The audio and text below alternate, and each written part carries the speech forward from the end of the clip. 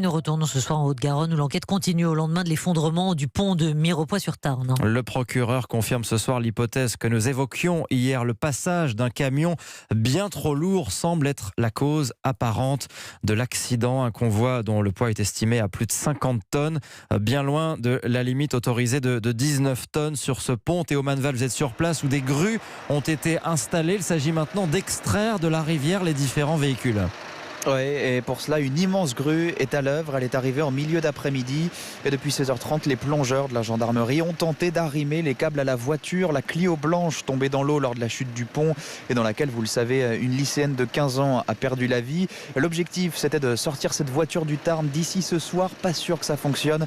Pour le camion, ça devrait prendre encore plusieurs jours là aussi.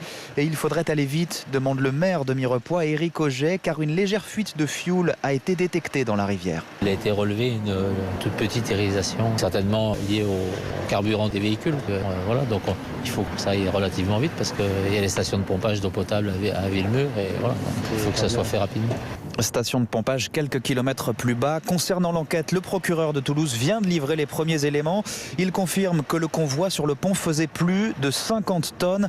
Ce surpoids est la cause apparente de l'accident, dit le procureur Alzehari, qui précise que le conducteur connaissait très bien les lieux, passait par là régulièrement avec des véhicules plus légers et semble donc s'être engagé par habitude sur le pont malgré les panneaux de signalisation et malgré les coups de klaxon et appels de phare de ses employés dans d'autres véhicules derrière lui juste avant la chute.